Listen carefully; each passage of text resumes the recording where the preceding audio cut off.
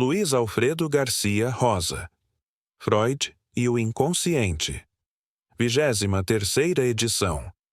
Capítulo 1. A pré-história da psicanálise. Se, epistemologicamente, a psicanálise pode ser apresentada como uma teoria e uma prática que rompe com a psiquiatria, a neurologia e a psicologia do século XIX, do ponto de vista arqueológico, ela pode ser apresentada como o efeito de uma série de articulações entre saberes e práticas que constituíram o solo histórico que possibilitou sua emergência. O que me proponho a fazer, nesta introdução, não é traçar as origens da psicanálise, isto é, não é mostrar de que modo ela já estava presente numa série de discursos e práticas dos séculos XVIII e XIX, mas apontar a articulação de alguns elementos que, dentre outros, foram a pré-condição de sua emergência. Faço questão de enfatizar que a indicação desses elementos não implica uma negação da irredutibilidade da teoria psicanalítica, tema que pretendo discutir mais adiante. Meu propósito não é traçar continuidades, mas assinalar articulações e seus efeitos. A consciência da loucura. Vimos, no início deste trabalho, o que representou o século XVI como um século de incertezas e de confusão resultantes da derrubada das grandes verdades que haviam sido acumuladas por mais de 2 milênios. Desde a autoridade de Aristóteles até a fé na Igreja e nas grandes instituições do mundo ocidental, tudo foi abalado por este século crítico, aturdido pelas grandes descobertas, pelas invenções e pelas transformações políticas e religiosas. O resultado foi um semi-caos no interior do qual o homem ficou entregue à perplexidade e à dúvida. O que restou da destruição do mundo e de Deus? O eu, responde Montaigne. Destruída a garantia da exterioridade, sobrou a certeza da interioridade.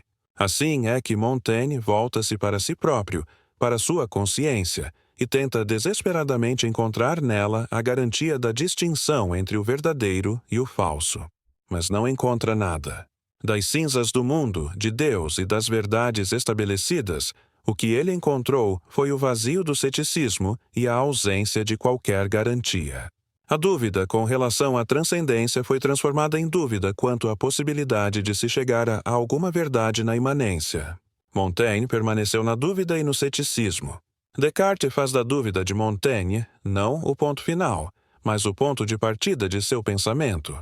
Como disse Coiré, a dúvida, o cético e Montaigne sofrem-na. Descartes exerce-a. Partindo da dúvida, Descartes chega à certeza do cogito feito razão. Ao desvario e às incertezas da consciência no século XVI, seguiu-se a ordem da racionalidade da consciência no século XVII. Esta oposição não se verificou apenas no âmbito do discurso filosófico. Ela fazia parte de uma divisão mais ampla que colocou frente a frente a identidade e a diferença. O século XVII foi aquele que realizou a partilha entre a razão e a desrazão. Foi o momento de emergência da loucura, ou melhor, foi o momento em que a razão produziu a loucura. Desde o trabalho realizado por Michel Foucault, temos uma descrição minuciosa das condições em que isso se deu. A reprodução esquemática do estudo paciente e detalhado que Foucault empreendeu só faria falsear a sua proposta. Remeto, portanto, o leitor a esse estudo.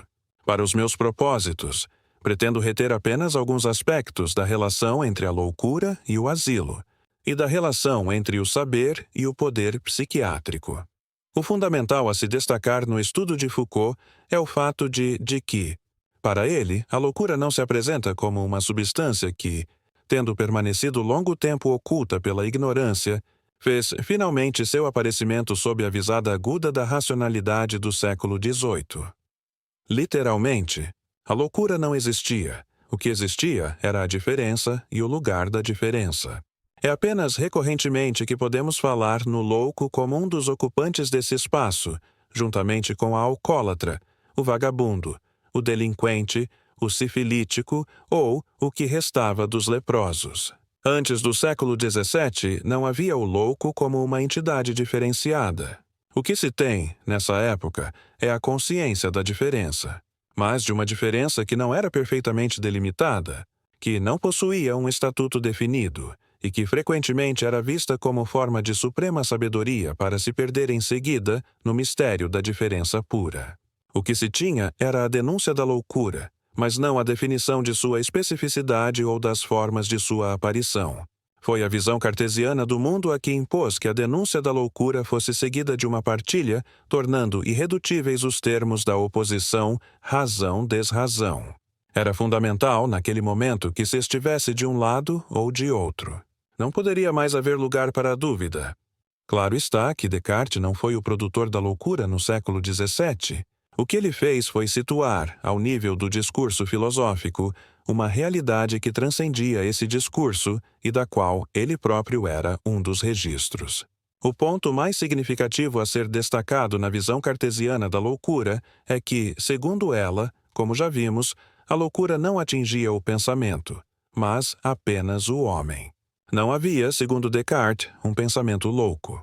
Loucura e pensamento eram dois termos que podiam ser definidos por exclusão, pois o pensamento era exatamente aquilo que, por ser regulado pela razão, opunha-se à loucura. O homem pode ficar louco, o pensamento não. E o ficar louco implica exatamente a perda da racionalidade. Se prosseguirmos na mesma linha de raciocínio, chegaremos facilmente ao ponto a que chegou a consciência da loucura no século XVII. Se o que distingue o homem do animal é a racionalidade, o louco identifica-se com o animal. Daí, as práticas de dominação da loucura, num certo período, terem adquirido características idênticas às empregadas para se domar um animal bravio. Loucura, além de desrazão, ou precisamente por isso, é furor. A partir da denúncia da loucura surge a consciência dos seus modos de aparição. Esse é o momento em que a loucura emerge como objeto do saber e não apenas como diferença a ser segregada e asilada. Ora, produzir o saber sobre a loucura não é, como já foi dito, descobrir uma realidade oculta que se insinuava de várias formas, mas que não era identificada. Produzir o saber sobre a loucura é produzir a própria loucura. É nesse sentido que Foucault diz que a loucura é uma produção do século XVIII. Através dos seus saberes, das suas práticas, das suas instituições, etc. O louco é o efeito da convergência de, principalmente, duas séries, a série asilar e a série médica. Usando um termo pertencente a Deleuze, podemos dizer que ele é o efeito do agenciamento entre essas duas séries. Isso não significa dizer que a loucura não exista, ou melhor, que ela não tenha passado a existir desde então. Significa dizer que ela foi fabricada, sendo que a grande fábrica foi o hospital e que o grande artesão foi o psiquiatra. Se é possível falarmos numa substância louca, esta foi produzida no grande laboratório em que se transformou o hospital do século XVIII. Escreve Foucault. O hospital do século XVIII devia criar as condições para que a verdade do mal explodisse, donde um lugar de observação e demonstração, mas também de purificação e de prova. Constituía uma espécie de aparelhagem complexa que devia ao mesmo tempo fazer aparecer e produzir realmente a doença. Lugar botânico para a contemplação das espécies, lugar ainda alquímico para a elaboração das substâncias patológicas. Foucault, 1979. O saber psiquiátrico. A produção da loucura implica tanto um conjunto de práticas de dominação e controle como a elaboração de um saber. Segundo Foucault, a característica fundamental da relação entre o saber e o poder psiquiátricos nessa época é que nela a verdade do saber psiquiátrico nunca é colocada em questão. Seu objetivo exclusivo é justificar o conjunto de práticas que se articulam no interior do espaço asilar. Mais do que a pureza epistêmica do seu discurso, importava à psiquiatria apresentar o louco como um indivíduo perigoso e ao psiquiatra como aquele que poderia resguardar a sociedade da ameaça que ele representava. O saber, nesse caso, não funcionava no sentido de procurar alguma razão na loucura ou de determinar as formas diferenciais segundo as quais ela se manifestava, mas no sentido de apontar de forma absoluta se o indivíduo era ou não louco. O diagnóstico psiquiátrico, como salienta ainda Foucault, não era diferencial, mas absoluto. O passo seguinte ao da denúncia da loucura não era propriamente a cura, mas o controle disciplinar do indivíduo. O louco não era curado, mas domado. Esse é o momento em que a loucura deixa de ser vista apenas como desrazão, para ser vista também como paixão descontrolada. A cura não é mais a recuperação da verdade, mas o retorno à ordem. Perversão da paixão e da vontade, e não mais erro da razão. A loucura é encarcerada para poder ser domada. Esse é também o momento em que o poder psiquiátrico se sobrepõe ao saber psiquiátrico. O interrogatório e a confissão, o interrogatório, é uma das formas privilegiadas da articulação entre o poder e o saber psiquiátricos. Seu objetivo é a busca de antecedentes e a obtenção de uma confissão. Na impossibilidade de apontar um substrato material da loucura, isto é, de localizar no corpo do indivíduo a substância louca, a psiquiatria procurava esse substrato na família do louco. A loucura era doença sem corpo, ela era literalmente uma doença mental. Se a marca de sua realidade não se inscrevia no corpo, deveria aparecer sob a forma de predisposições que se revelariam através de lembranças infantis. Daí o interrogatório. Ele era a forma de se chegar a essas lembranças, individuais e familiares, que indicariam os antecedentes da doença. Antes de aparecer no indivíduo, a loucura já estava presente como disposição hereditária. A hereditariedade familiar passa a ser, desta forma, o modo de substancialização da loucura. A família é a loucura hipostasiada. O emprego da hipnose tinha por objetivo o controle da situação. Através da sugestão hipnótica, o médico podia obter um conjunto de sintomas histérico bem definido e regular. Mas isso evidencia, ao mesmo tempo, que a histeria nada tinha a ver com o corpo neurológico, mas com o desejo do médico. É numa tentativa de superar esse impasse que Charcot vai elaborar a teoria do trauma.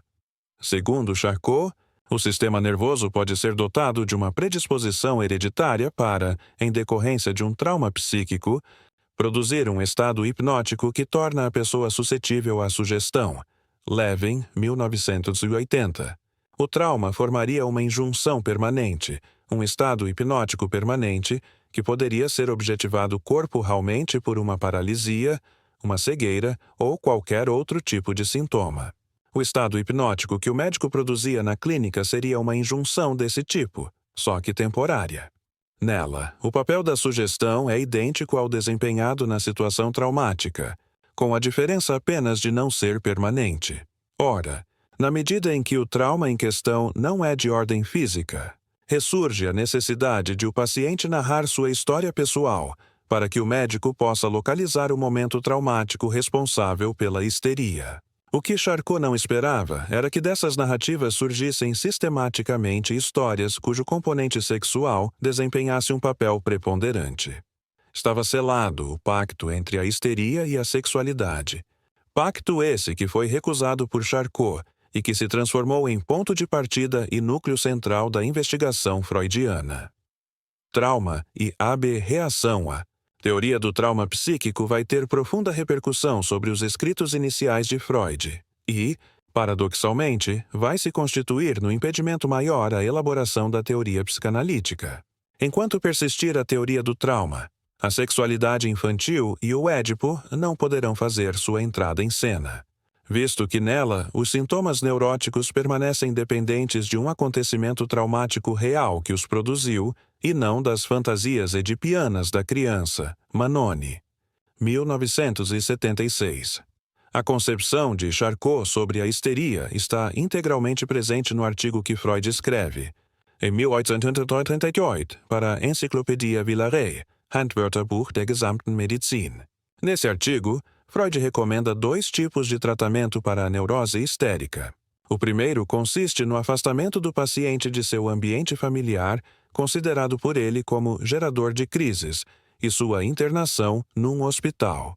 A internação teria como objetivo mais imediato uma mudança de ambiente, afastando dessa maneira a possibilidade de as crises serem deflagradas pela expectativa ansiosa dos familiares.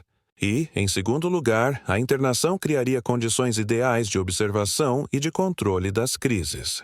Após 1 ou 2 meses de repouso, o paciente deveria ser submetido à hidroterapia e à ginástica. O emprego de massagem e de eletroterapia não deveria ser desprezado. O segundo tipo de tratamento consiste na remoção das causas psíquicas dos sintomas histéricos. Como essas causas são inconscientes para o paciente, o método para eliminar os sintomas consiste em dar ao paciente, sob hipnose, uma sugestão que remova o distúrbio. Esse procedimento, porém, apenas elimina o sintoma, mas não remove a causa. Freud propõe, então, que se empregue um método elaborado por Joseph Breuer e que consiste em fazer o paciente remontar, sob efeito hipnótico, a pré-história psíquica da doença, a fim de que possa ser localizado o acontecimento traumático que originou o distúrbio. Em dezembro de 1892, Freud publica o artigo Um caso de cura pelo hipnotismo, no qual a influência de Breuer é bem maior do que a de Charcot, e no ano seguinte publicam em conjunto sobre o mecanismo psíquico dos fenômenos histéricos, Comunicação Preliminar, que foi transformado no primeiro capítulo dos estudos sobre a histeria. O caso clínico que deu origem à comunicação preliminar foi o de Anna O. Berta Pappenheim, paciente de Breuer. Na época em que Breuer se dedicou ao tratamento de Anna O., Freud estava se formando em medicina, e todo o seu interesse estava voltado para os estudos sobre a anatomia do sistema nervoso. E somente 5 anos mais tarde iria a Paris assistir aos cursos dados por Charcot na Salpêtrière. Anna O. era filha de um paciente de Breuer e começou a apresentar uma série de sintomas histéricos, enquanto cuidava do pai, Breuer. Submeteu-a à hipnose e verificou que os sintomas desapareciam sempre que o acontecimento traumático que estava ligado a ele era reproduzido sob hipnose. Após 2 anos de tratamento, todos os sintomas de Anna O. haviam desaparecido. Breuer narrou o caso a Freud e este, muito impressionado, contou-o a Charcot por ocasião de seu curso em Paris. Mas Charcot não demonstrou nenhum interesse pelo relato de Freud, e este resolveu não pensar mais no assunto. Vários anos mais tarde, depois de seu retorno de Paris e de ter estabelecido uma clínica de doenças nervosas em Viena, Freud recebeu para tratamento Frau M. von N., em quem resolve aplicar a técnica de Breuer de investigação pela hipnose. Breuer havia chamado seu método de catártico, de catarsis, neagocite, purgação, pois o que ocorria durante o tratamento era uma purgação, ou uma descarga do afeto que originalmente estava ligado à experiência traumática. A função da hipnose era a de, por sugestão, remeter o paciente ao seu passado, de modo que ele próprio encontrasse o fato traumático, produzindo-se, em decorrência disso, a abreação, isto é, a liberação da carga de afeto. Freud acrescenta uma novidade à técnica empregada por Breuer. Enquanto este permanecia passivo diante da torrente de fatos narrados pela sua paciente, não procurando influenciá-la em nada, mas apenas esperando que ela própria chegasse às suas retenções e produzisse a abreação, Freud passou a empregar a sugestão diretamente como meio terapêutico. Assim, a hipnose era empregada para se chegar aos fatos traumáticos, tal como o fazia Breuer. Mas, uma vez esses fatos tendo sido identificados, Freud fazia uso da sugestão para eliminá-los ou pelo menos para debilitá-los em sua força patogênica. Trauma e defesa psíquica. E o interesse de Breuer pelo assunto não vai além deste ponto. Ao que parece, Anna O. foi a primeira e única paciente tratada por ele pelo método catártico, e sua retomada do problema só se deu anos mais tarde quando Freud o pressiona nesse sentido. O próprio emprego da sugestão hipnótica como forma de intervenção direta sobre as ideias patogênicas não foi feito por influência de Breuer, mas de Bernheim, com quem Freud esteve durante algumas semanas no ano de 1889. A prática da sugestão foi abandonada posteriormente por Freud, que retornou ao método mais investigador de Breuer. Incomparavelmente mais atraente do que as proibições monótonas e forçadas usadas no tratamento pela sugestão, proibições que criavam um obstáculo a qualquer pesquisa. Após várias experiências com pacientes histéricos, Freud propõe a Breuer uma publicação conjunta sobre o assunto. Em 1893 surge a comunicação preliminar e em 1895 os estudos sobre a histeria, reunidos posteriormente. É no primeiro desses trabalhos que Freud lança uma noção que vai desempenhar um papel fundamental na elaboração da teoria psicanalítica: a noção de defesa. É nesse momento também que começa o afastamento entre os dois autores. Entre a comunicação preliminar, 1893, e os estudos sobre a histeria, 1895, Freud publicou o artigo As Neuropsicoses de Defesa, 1894, no qual sua independência com relação a Breuer e aos seus contemporâneos já se manifesta de forma acentuada. Embora a noção de defesa já tivesse sido lançada no artigo de 1893, o termo defesa só aparece no artigo de 1894 e é nele que o problema é tratado de maneira mais extensa. Freud só teve pleno acesso ao fenômeno da defesa quando abandonou a técnica da hipnose. Até então, uma série de indícios poderiam sugerir-lhe a existência de algo que lhe era vedado pelo próprio método que empregava, mas esses indícios só se transformariam em evidência após o abandono desse método.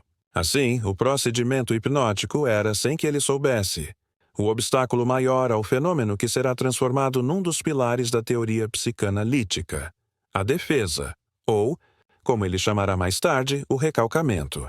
Referindo-se muito mais tarde a este momento da gênese da psicanálise, Freud escreve: a teoria do recalque é a pedra angular sobre a qual repousa toda a estrutura da psicanálise. É a parte mais essencial dela, e todavia nada mais é senão a formulação teórica de um fenômeno que pode ser observado quantas vezes se desejar se se empreende a análise de um neurótico sem recorrer à hipnose.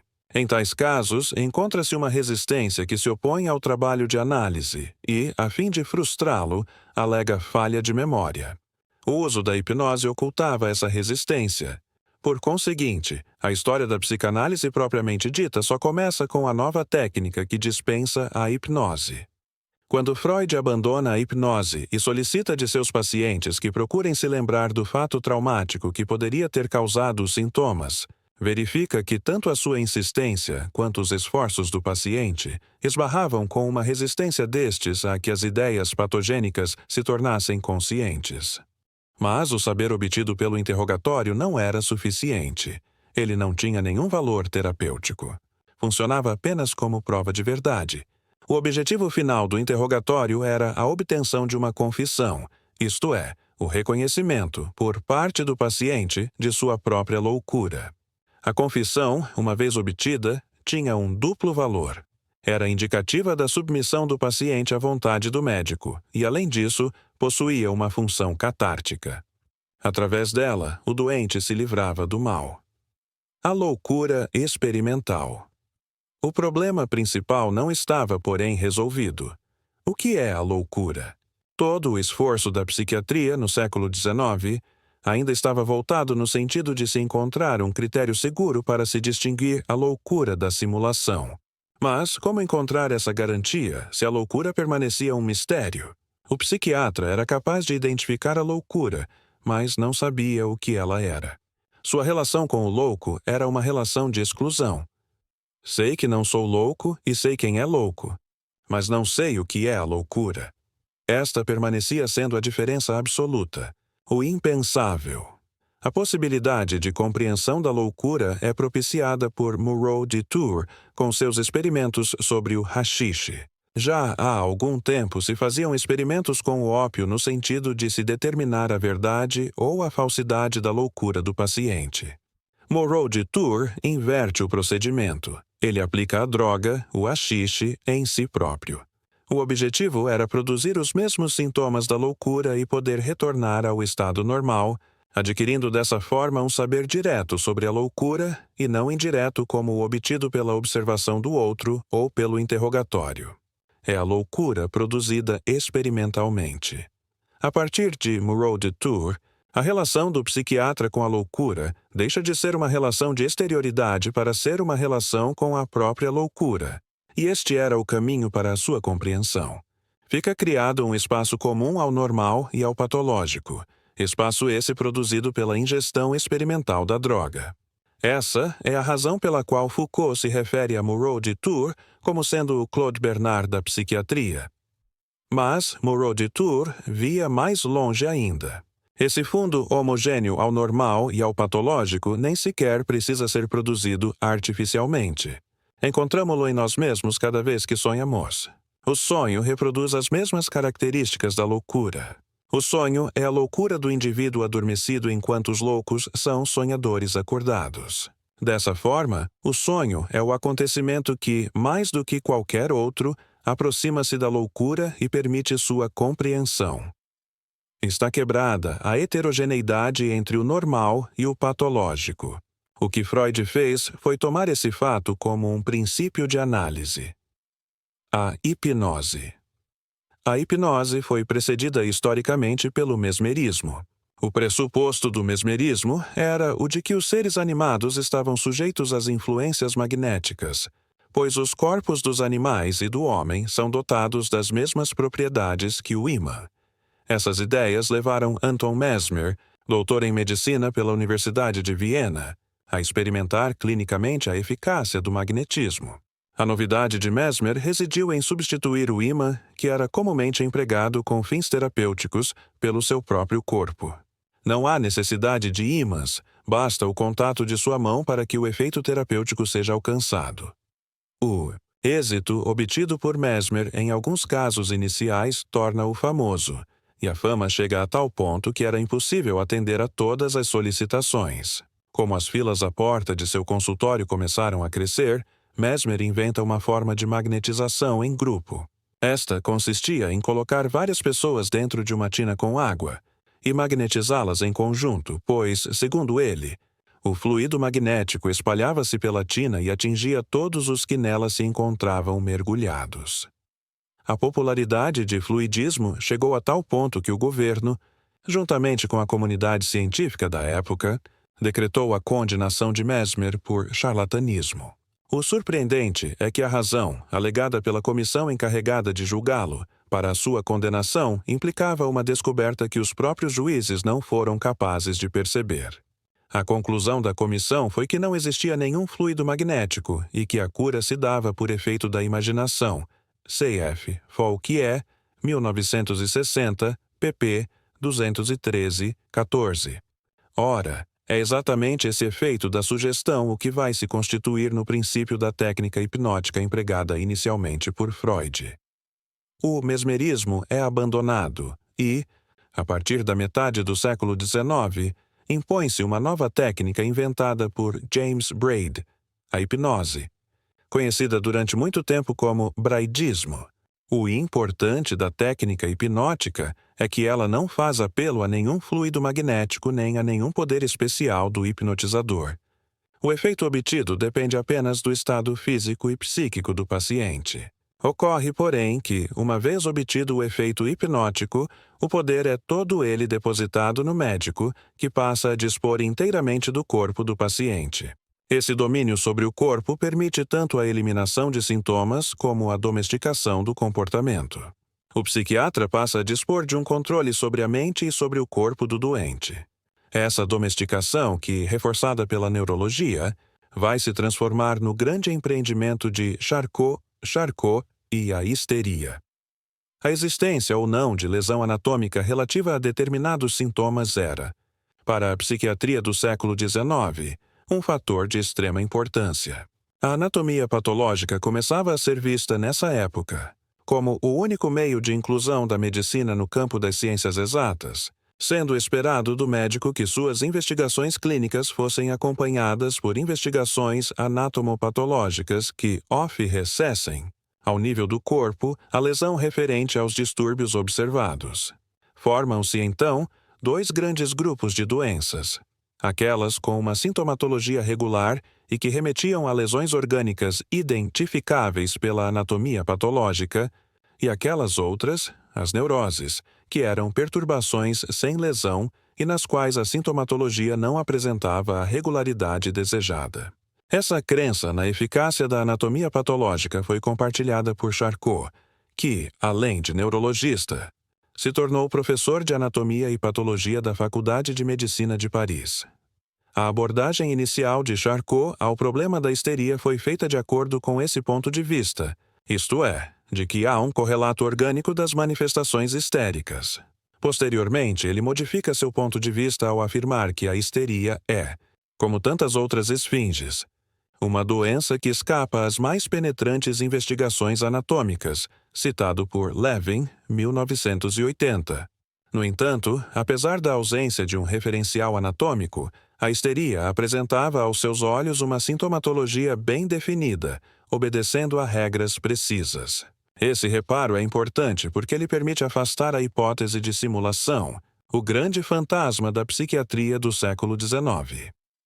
Ao produzir a separação da histeria com respeito à anatomia patológica, Charcot a introduz no campo das perturbações fisiológicas do sistema nervoso, e em função disso procura novas formas de intervenção clínica, dentre as quais a hipnose vai se constituir na mais importante.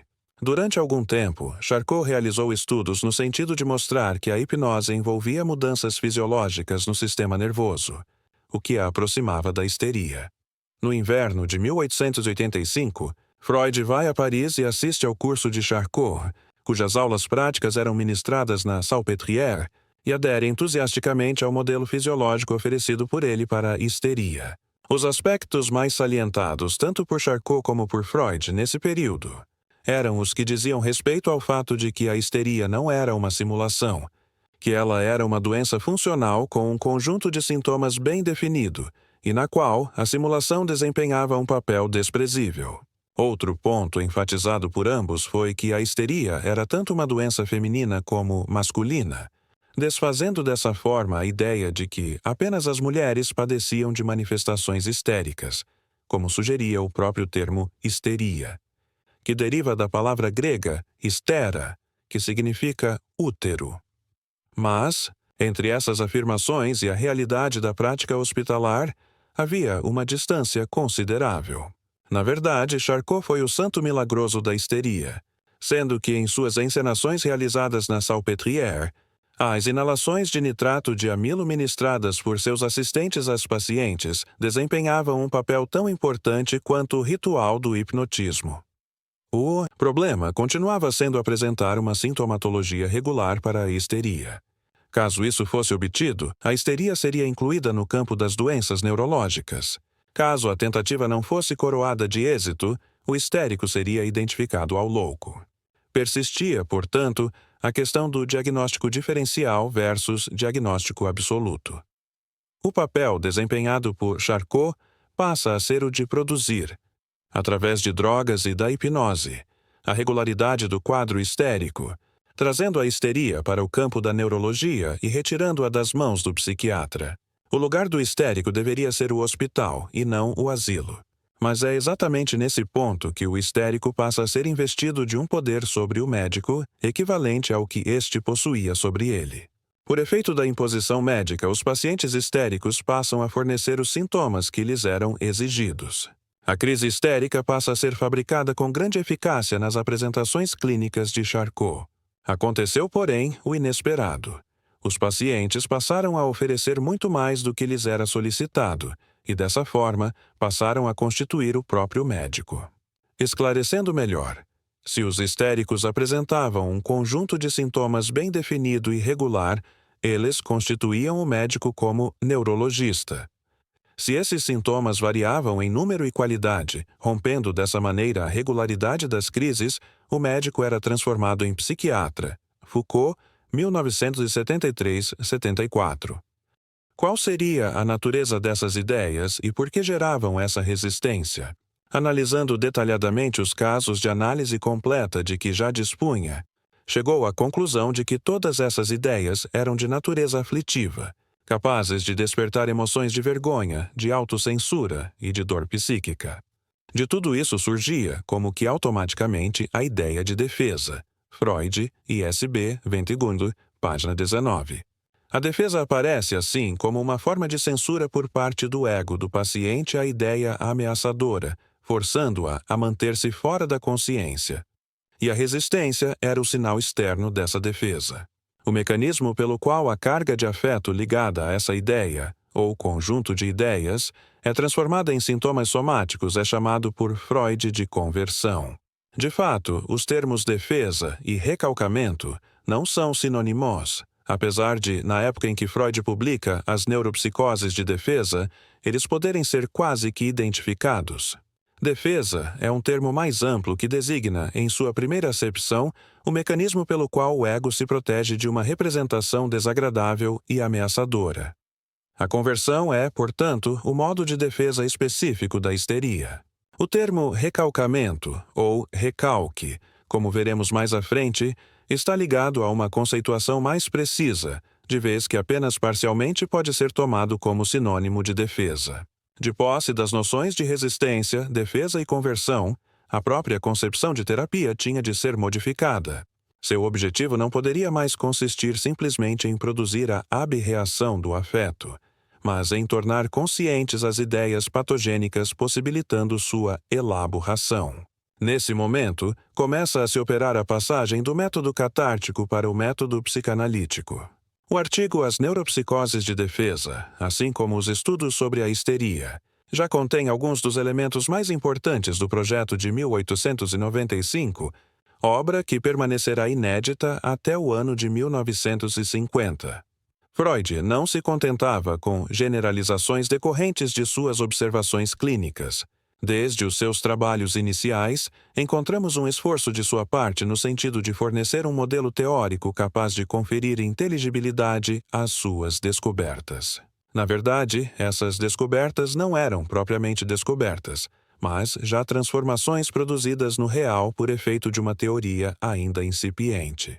Assim, a noção de defesa já implica uma concepção quantitativa do aparelho psíquico, que, embora só fosse desenvolvida em seu projeto, já se encontrava implícita nos trabalhos acima citados. O artigo As Neuropsicoses de Defesa termina com a afirmação de Freud de que nas funções mentais deve ser distinguida alguma coisa, uma cota de afeto ou soma de excitação, que apresenta todas as características de uma quantidade, embora não disponhamos de meios para medi-la, capaz de crescimento, diminuição, deslocamento e descarga, e que se espalha sobre traços de memória das ideias, tal como uma carga elétrica se expande na superfície de um corpo. Foi essa carga de afeto ou soma de excitação que Freud denominou Besetzung, e que Strachey traduziu por catexia. Em torno dessa noção vai se desenvolver grande parte do projeto de 1895, como veremos adiante. Mas há ainda um ponto dos estudos sobre a histeria para o qual eu gostaria de chamar atenção, e para isso é necessário que retornemos ao caso de Ana O. A sexualidade. Quando Breuer narrou para Freud a história de sua jovem e bela cliente, não narrou a história completa. O final foi cuidadosamente ocultado. Nos estudos sobre a histeria, Breuer termina a exposição do caso de Ana O, dando-a como liberta de seus sintomas e atribuindo o término do tratamento ao desejo de sua paciente de encerrá-lo numa data específica. Quando completava 1 ano que ela se havia mudado para uma casa de campo nos arredores de Viena por questões de segurança. Ana morava num 3º andar e tinha impulsos suicidas. O que de fato aconteceu-nos é relatado por E. Jones em seu livro sobre a vida de Freud e pelo próprio Freud através de reconstituições que fez e que foram confirmadas por Breuer. O que motivou o término do tratamento foi um fenômeno que, apesar de ser hoje em dia bastante conhecido, impossibilitou Breuer de continuar a relação terapêutica com Ana O. O fenômeno da transferência e da contra-transferência. O interesse de Breuer pela sua paciente era vivido por ele como sendo de caráter puramente clínico e científico. E o fato de falar nela com uma frequência acima do comum não lhe parecia indício de nenhum envolvimento emocional, mas sim desse interesse neutro que deveria existir na relação médico-paciente. Essa não era. Porém, a maneira como a mulher de Breuer vivia a situação. Cansada de ouvir o marido falar apenas em sua paciente, ela se tornou triste e ciumenta.